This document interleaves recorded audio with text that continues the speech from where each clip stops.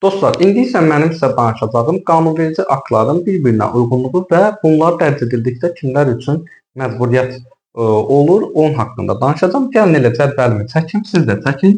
Gəlin buradan yazaq qanunverici aktlar yazıram. Yerimiz qalar hər halda aktlar. Buradan yazaq uyğunluq məsələsi. Yəni ziddiyyət təşkil eləməməlidir. Elə uyğunluq yazaq və bir də məcburiyyəti yazaq ki, bunlar dərc edildikdə kimlər üçün məcburidir. Elə bu hissədən də belə yazaq. Məcburiyyət. Məcburiyyət. İlk olaraq nədən başlayırıq? İlk olaraq başlayırıq referendumla qəbul olunmuş aktlardan. Referendumla qəbul olunmuş aktlar. Referendumla qəbul olunmuş aktlar konstitusiyaya uyğun olmalıdır. Konstitusiya. Və bu dərc edildikdə burada məcburiyyət olur kimlər üçün? Əlbəttə ki, vətəndaşlar üçün. Daha sonra icra, qanunverici, məhkəmə hakimiyyəti, daha sonra hüquqi şəxslər üçün məcburidir. İkinci məsələ nədir? Buradan hətta bir yazın. Hətta mən bu hissəni belə istəyirəm, bu hissədən belə eləyək ki, fərqi bilinsin. Aha. Daha sonra nəyə baxırıq? Daha sonra baxırıq, qanunlara baxırıq. Qanunlar. Qanunlar əlbəttə ki, uyğun olmalıdır. Yəni ziddiyyət təşkil eləməməlidir. Konstitusiya, sadəcə konstitusiyadır.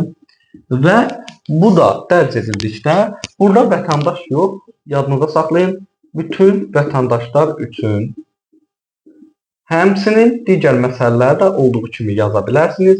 İcradır, qanunvericidir, daha sonra məhkəmə hakimiyyətidir və bir də hüquqi şəxslər üçün məcburidir. Bu belə.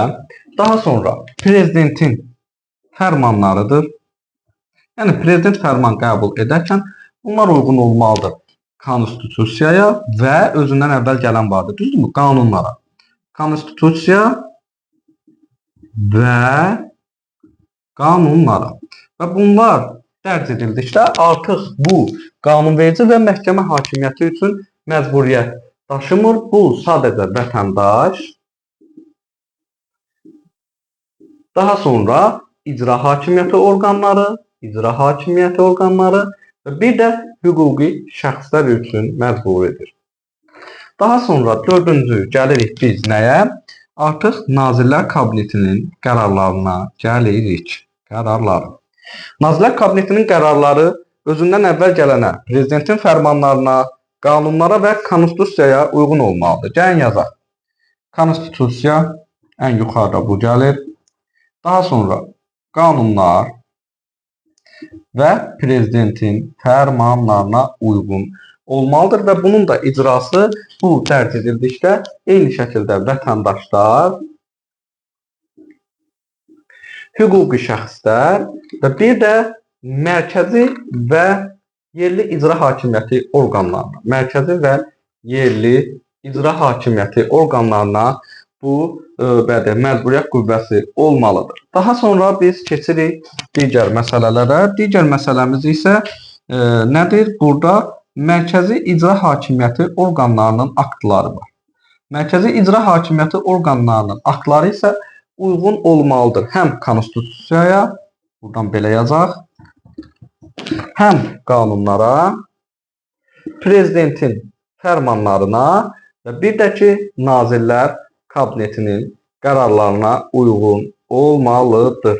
Yadınızda saxlayırsınız. Eyni şəkildə bunlar da vətəndaşlar üçün məcburidir. Daha sonra biz nəyi qeyd etmək istəyirəm? Bir də mərkəzi hakimiyyətin yazandan sonra bir də bələdiyyəni də yazın. Bununla da bizim işimiz bitsin.